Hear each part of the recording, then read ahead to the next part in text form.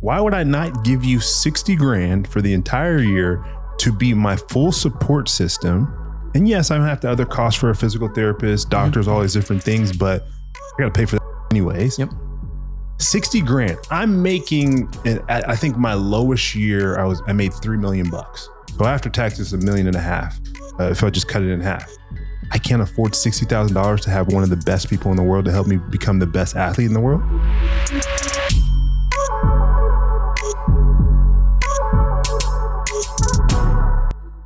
No Free Lunch is presented by T. Rowe Price. The information provided on this podcast is for informational purposes only and should not be considered financial or legal advice. Always consult with a qualified financial and or legal professionals before making any legal or financial decisions or investments. I'm Ndamukong Suh, and welcome to No Free Lunch, where we talk to experts and athletes about how the most successful people in sports manage their money and grow their wealth. Every player in pro sport is looking for the competitive edge because at the highest level, everyone is good. But if you want to be the best, the 1% of the 1%, you have to work at your craft, not only on the field, but off the field as well. My guest today, Keith D'Amelio, has revolutionized how some of your favorite athletes, to include myself, prepare their body for game day. So let's talk about the business of performance coaching right here on No Free Lunch.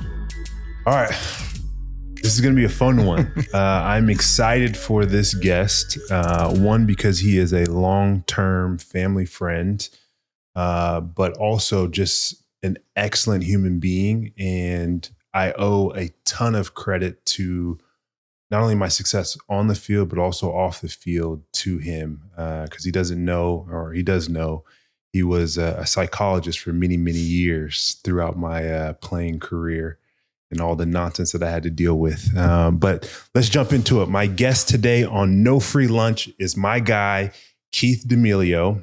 He is a performance coach and a performance architect. He is the head of Heretic Performance, of business coaching to streamline and make systems more efficient and powerful in this world of sports and business. Welcome to the show, Keith D'Amelio. Man, appreciate it for having me. No problem. We have so many conversations, we may as well record one. Right? Yeah, for sure, man. Thank you for coming to the podcast. I want to jump into multiple different topics. I'll kind of set the stage from this standpoint. Let's, one, talk about player development.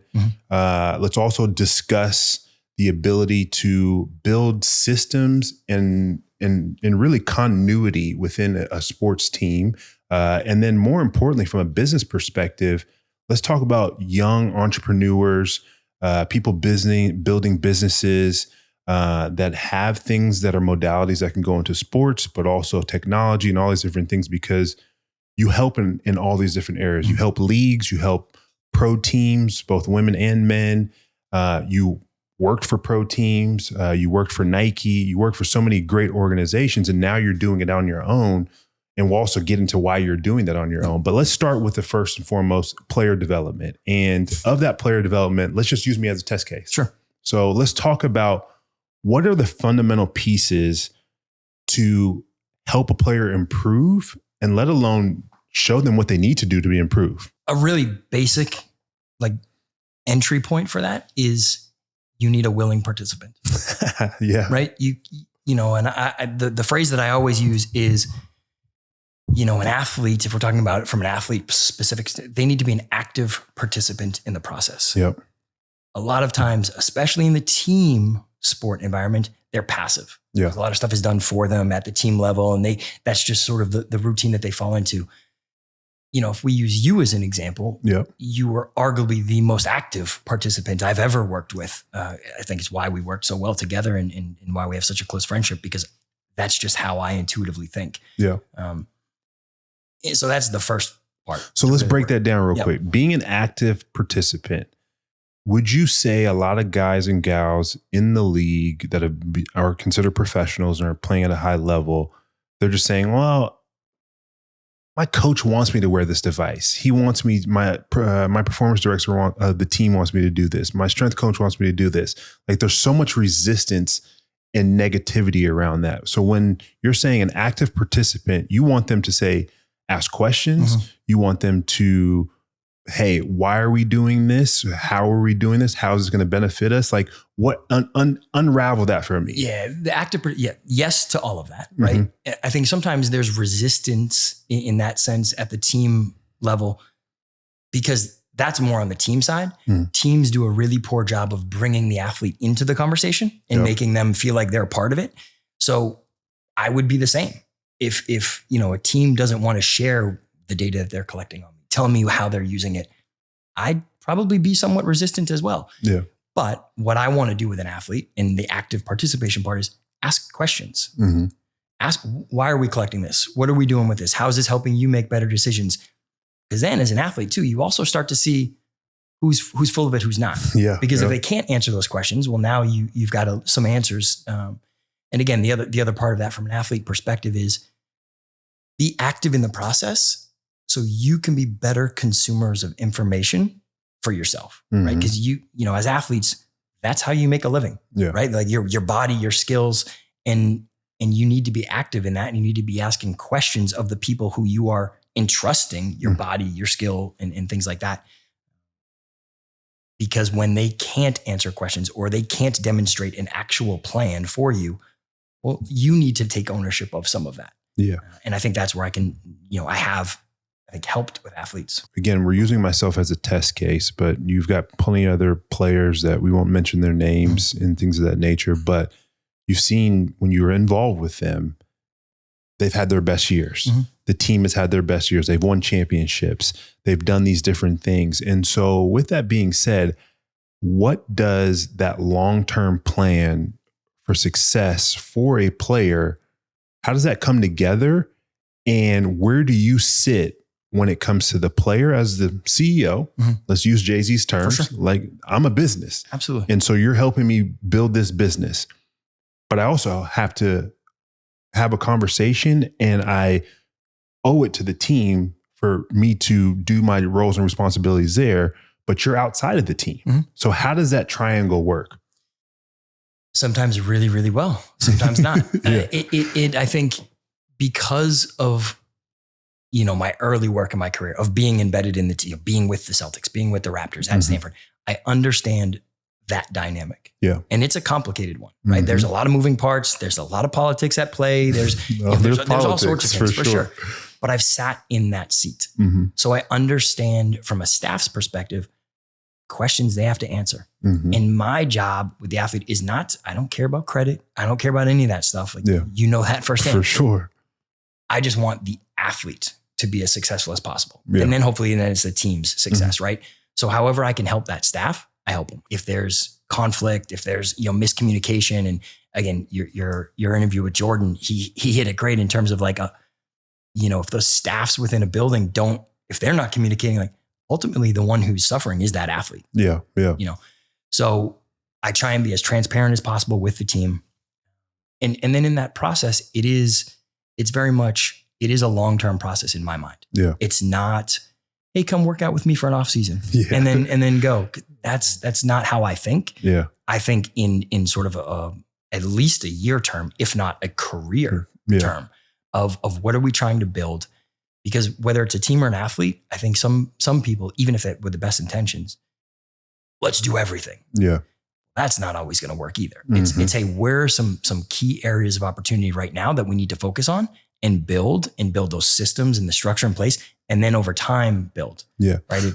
Go ahead. So let's talk about that foundation. And you mentioned Jordan Palmer, and we had a great conversation with him and what he's doing with the quarterbacks.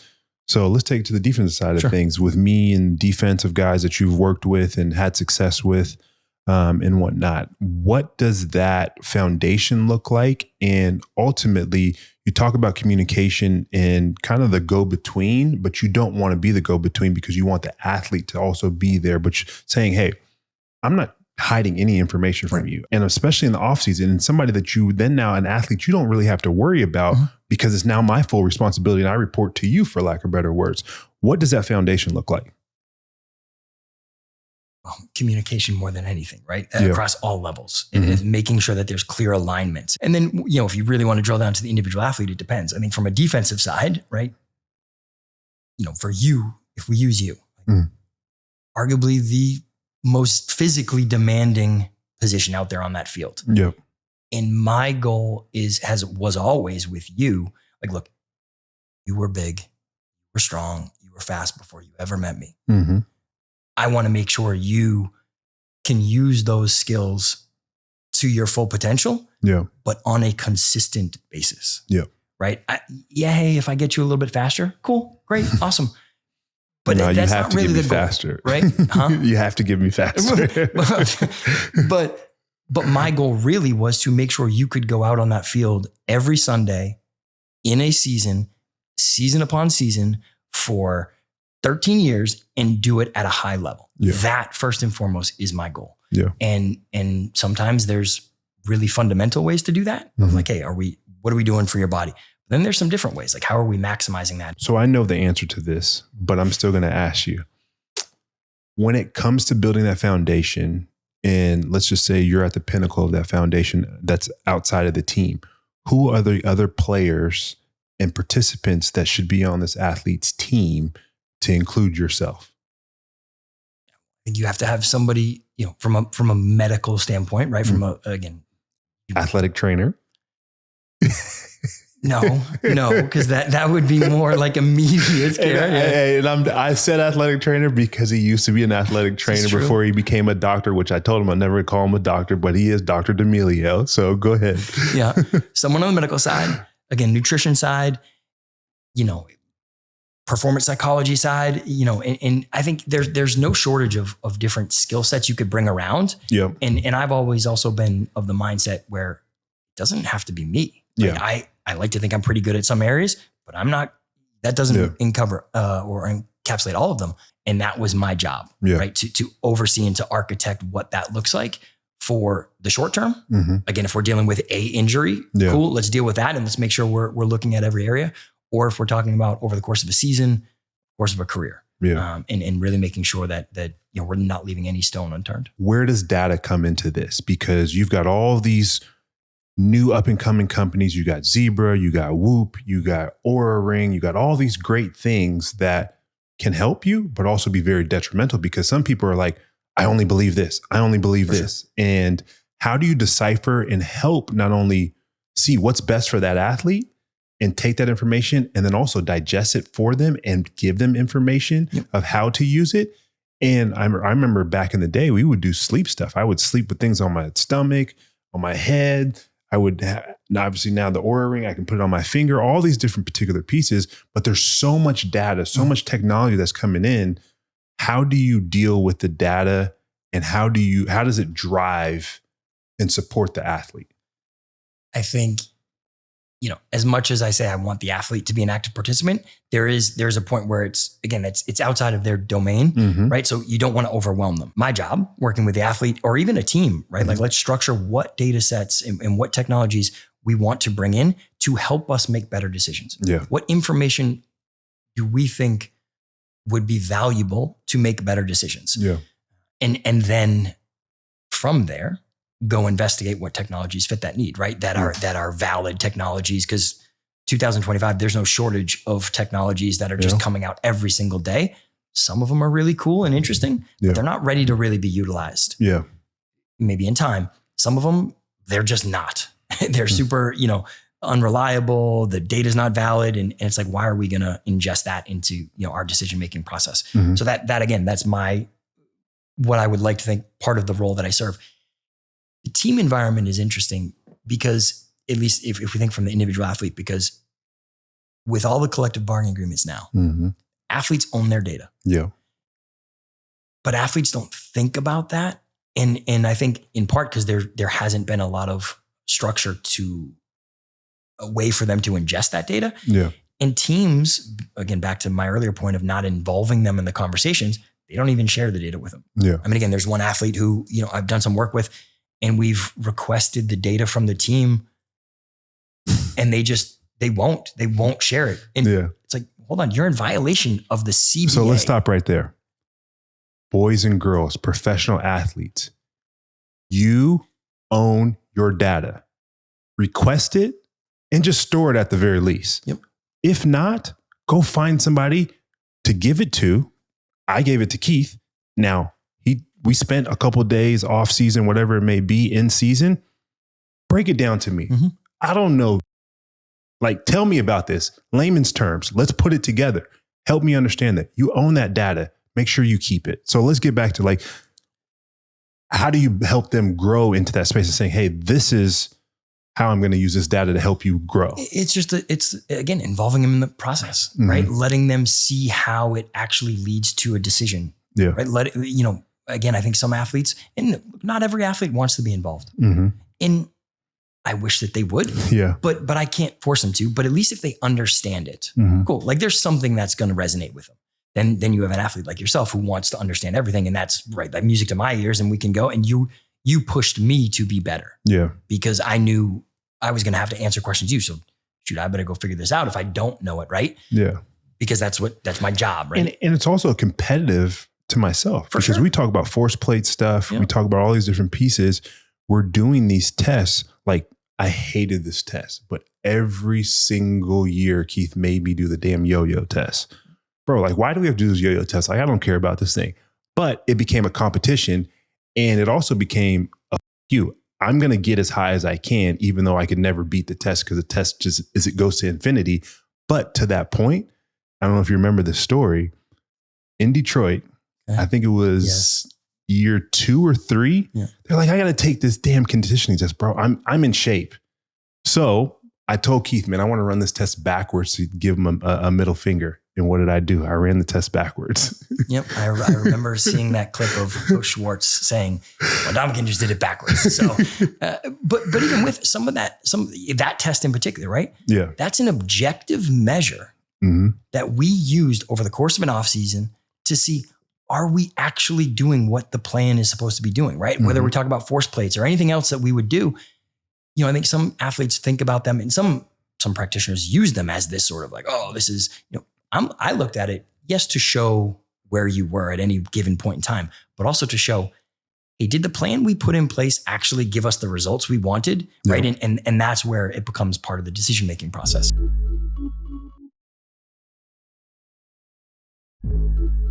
So I'm going to ask you this question, and feel free not to answer it if you don't want to.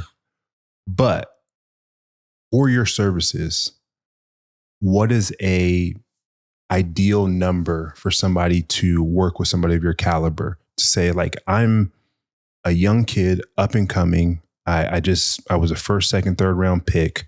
I may be a free agent.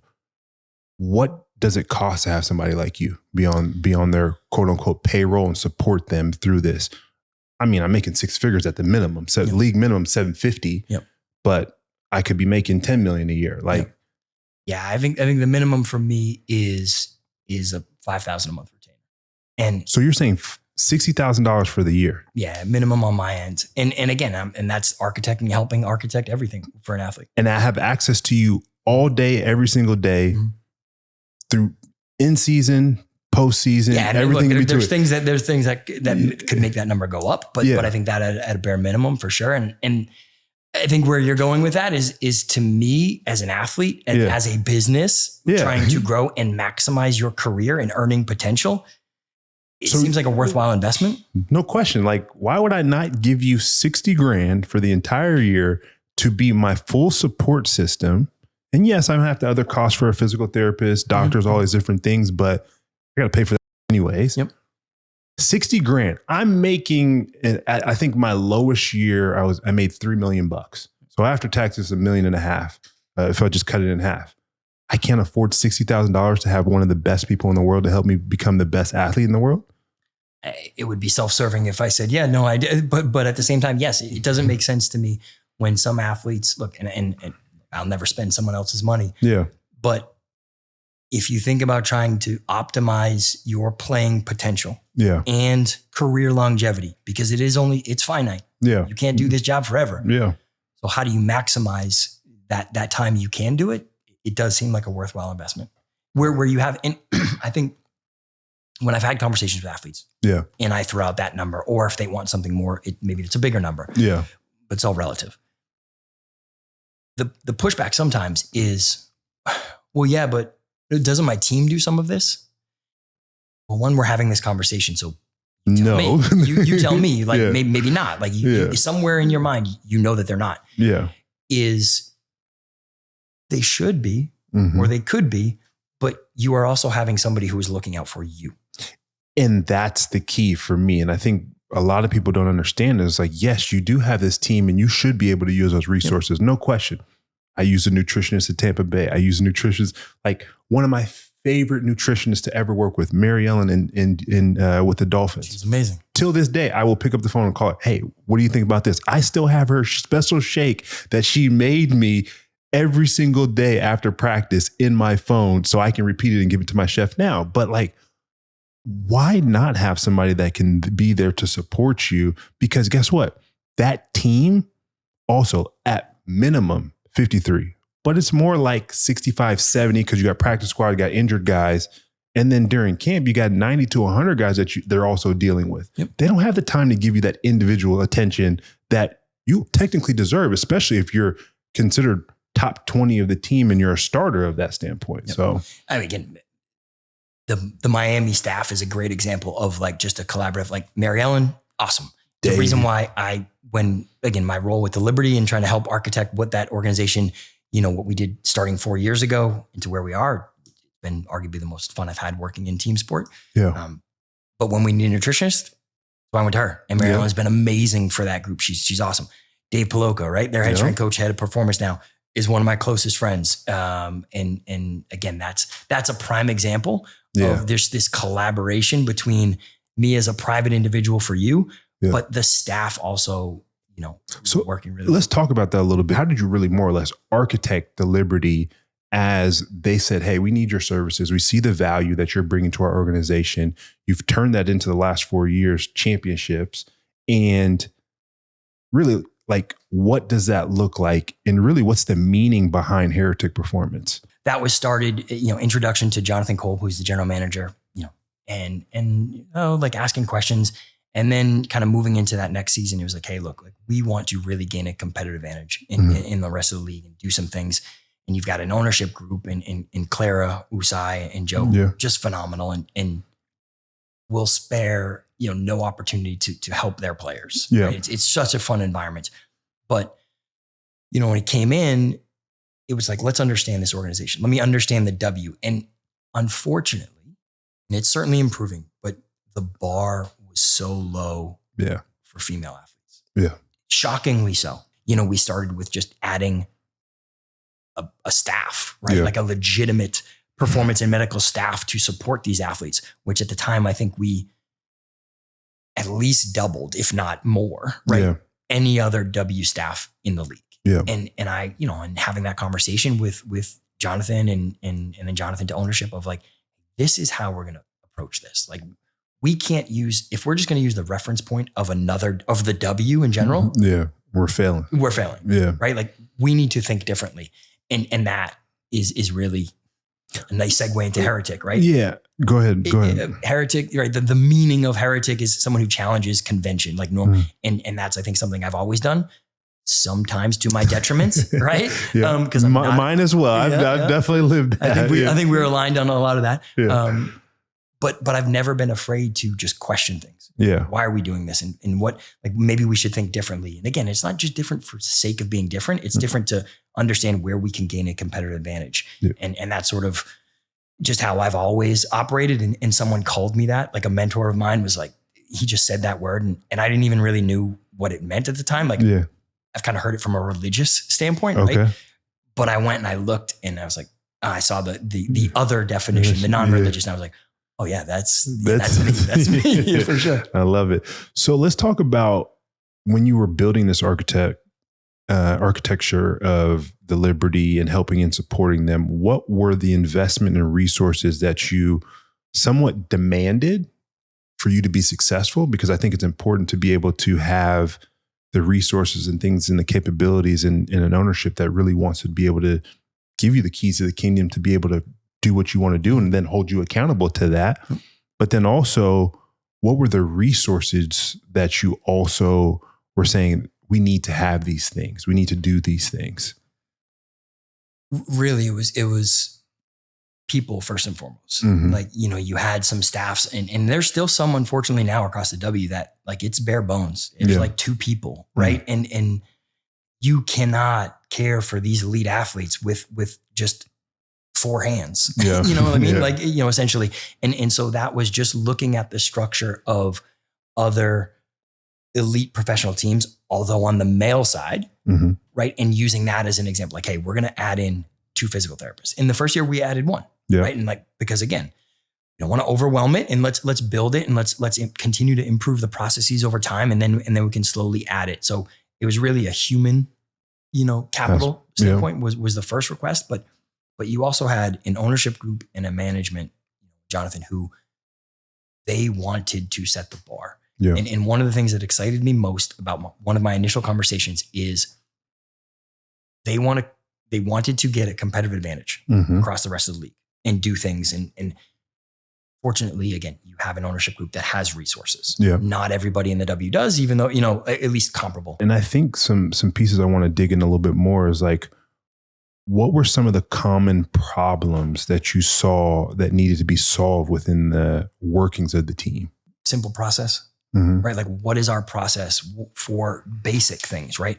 What's the alignment from management, coaching to medical and performance? And I call all of that performance, right? Yep. It's one big bucket because it should all be about performance, whether it's on the medical side or in the weight room or wherever, right? Getting alignment in those groups, understanding, because that did take me a while in my journey of, I used to be, still am a little hard-headed at times, but even when I was in the team environment, I would often not get frustrated at our general manager or our head coach of asking questions. Like, I liked when they asked questions, but I would be frustrated that they just didn't understand. Yeah. And like, dude, let me just do my job. And it wasn't until I left and stepped away and kind of got a little bit broader perspective of things, of where we're like, oh, it's my job to like figure out how they operate and how I can help them do their job. And their jobs are different, right? Like what the general manager's roles and responsibility and how he makes decisions are different than the head coach. Yeah. And even just their mindset, like head coach in pro sport, you lose 3 games in a row, like you're thinking about, am I fired? Yeah. So that puts a real narrow scope on what you're able to focus on. Okay. So how can I help you? If that's your predominant mindset, like how can I help you do a better job with that? Yeah. And so I guess getting that alignment amongst the staff against the organization was where there was some pretty interesting opportunities. And then there was just basic stuff, especially with the liberty of just like, let's refine our process in a lot of ways. So with that being said, in the Liberty, who you've been a part of their championship runs and things of that nature, what do you see that organization is doing well right now and continuing to do well and build off of to continue to be champions? And I mean, you got to give them kudos. All that hard work and all that resources and investment that they put in, not only turned into wins and championships, but it also turned into a massive valuation of $450 million. I think, again, you have a group led by the ownership, but also driven by Jonathan, who isn't afraid to think differently, who isn't afraid to kind of push the boundaries of where that league has been, from a mentality standpoint. And that's what's just exciting for me to be a part of it, right? Because you have Jonathan where, I've said this multiple times, right? But he's super consistent in this in the 4 years I've been lucky enough to work with him, of a singular focus of excellence at every level. Yep. And in sort of a constant push at that. And not to say, other general managers don't want to be great and don't want their teams to excel. I'm sure that they all say that, right?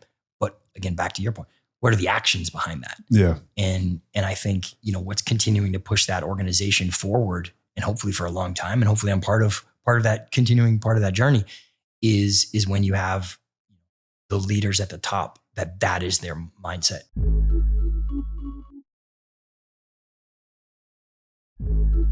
So you would say the WNBA, fairly new. You would look at that organization as that, one, it wasn't too difficult because it was very small to be able to make changes and have influence from that perspective. Let's talk about the Portland Trail Blazers. They have not won a championship since 1977. I'm giving you a blank check.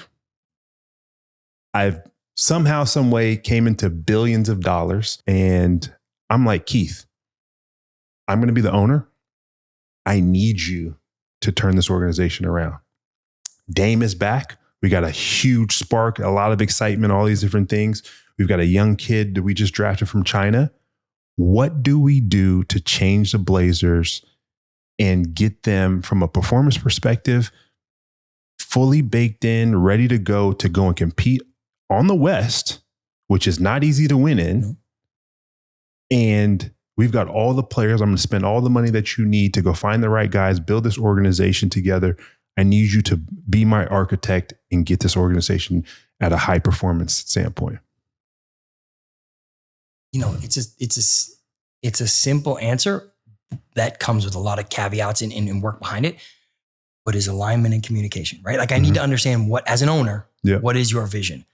And then the head coach, I got, the management, I have to understand that, because I think what a lot of teams... let's stop real quick. Okay. You just said management and GM. You need to be hand in hand with them. If you're not, there's problems. And are you saying you're in the room when they're making decisions to who they're going to draft and who they're going to also get in free agency and all these different pieces? Absolutely. Okay. Yeah. And look, there's conversations where I better just sit there and be quiet because I have no domain expertise or I have no value to add in that. It might be a perspective that they're not thinking about. Mm-hmm. So there might be value because I think sometimes you can get a little myopic in your area. Yeah. Whereas, it's something that I think often about with pro teams, especially the NBA, because I've been a part of it for so long, is they just constantly bring in people from the NBA. Yeah. And you have this singular, vision of things of, I want people from all these different areas. But you're saying they're recycling people within the NBA. Yeah. What about this trend of, I want to get somebody from Australia? They're the best in performance. I want to get somebody from the UK. I want to get somebody from over here and there. Like, what are your thoughts around those trends? Because it feels like a lot of people are just like, I'm going to just go with the trends and be with the Joneses. And that's trying to be different for the sake of being different, right? Yeah. Like, and look, there's some really good practitioners out there. But I think that's done without a real clear thought process onto why they're doing it. So Keith, you've built my architecture of my organization from a performance standpoint and all these things. Everybody's communicating, but we keep having injuries. What would you say? Like, look at Tua. I'm Stephen Ross, the owner of the Dolphins. I'm looking for experts to help me. I just gave this dude $100+ million guaranteed. Mm-hmm. We know this is an issue. This was an issue in college. I still want him.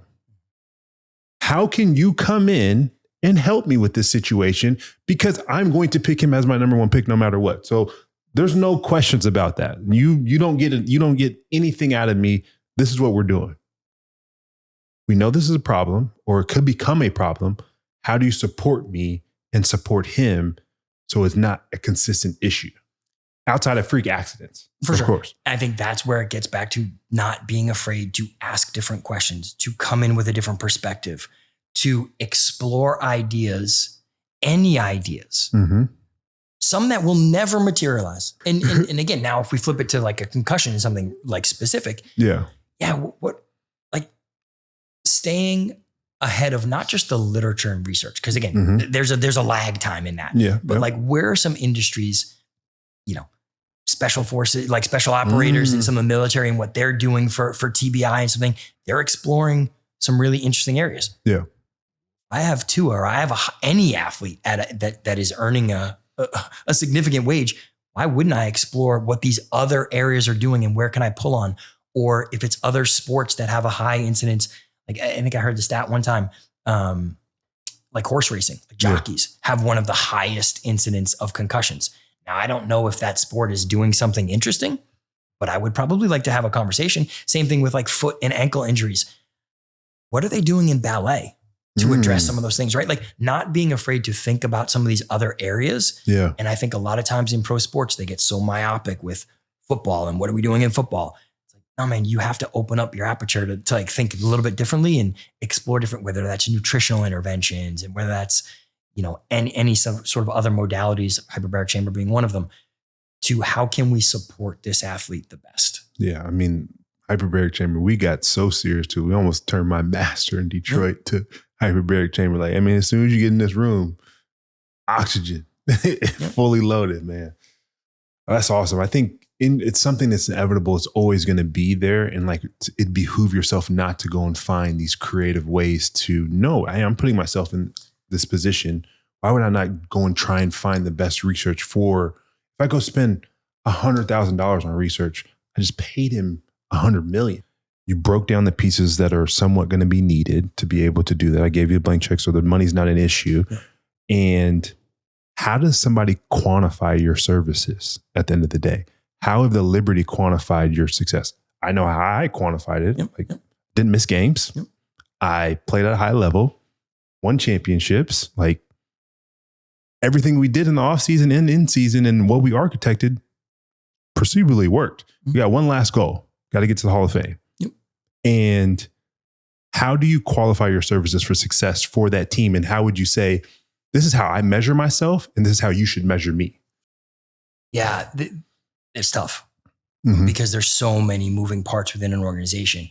And even some of the ways that when I work with an organization and I kind of go in and do like an organizational assessment and I essentially score that organization, I have a kind of a scoring rubric that, like there's world-class and there's sort of clarifiers within that of what constitutes that. And there's, low scores where there's some significant, areas of vulnerability for that organization. I think those translate into then how am I? Like, how are the processes improved?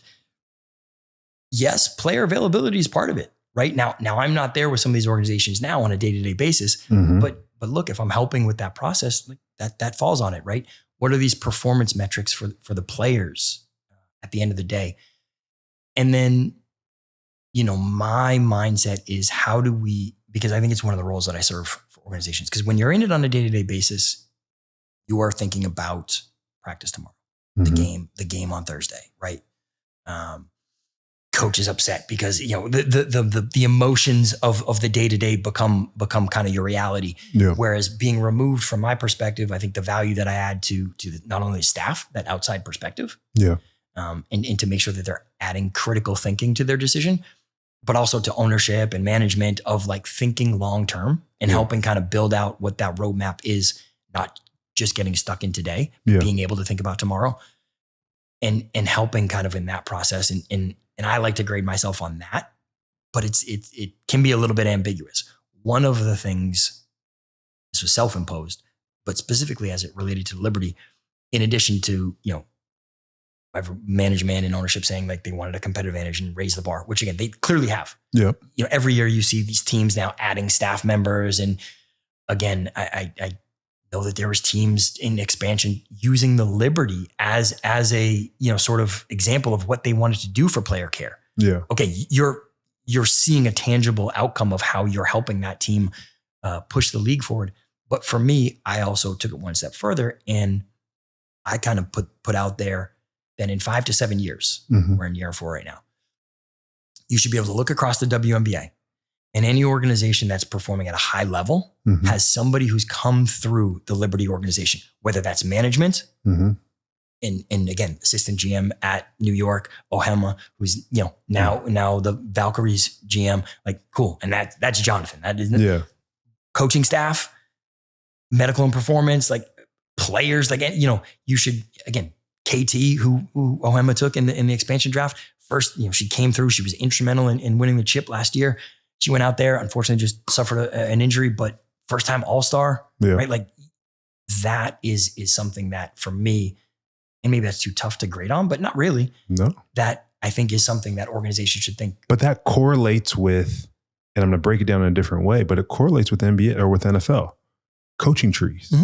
And like Sean McVay, you look at all these different players and coaches, how they've influenced the way of the game and changed things. And then now, hey, I want to find the next guy that's going to be a head coach because he came from this tree and I loved what they did, but they're still their own individual to architect it and build something special from that standpoint. So, I mean, that's a tough bar to set, but I mean, I commend you for being able to say, I'm not afraid of that because I have that much confidence in what I'm trying to build and how I'm trying to help you do that, especially if you give me all the resources and investment to be able to do it. So I got to ask you a tough question. As I try and ask most of my guests, or if not all of them, what is the biggest price you've ever had to pay for a breakthrough? So when I was with Toronto, Mm-hmm. and we didn't have kids, and living in Toronto was a challenge in a lot of different ways. Work visa perspective, we lived in Scottsdale, which you couldn't do now if I probably had that role because of just players are in town year round at this point. But we lived in Scottsdale in the off season and couldn't buy a house, and we start a family just with healthcare and everything.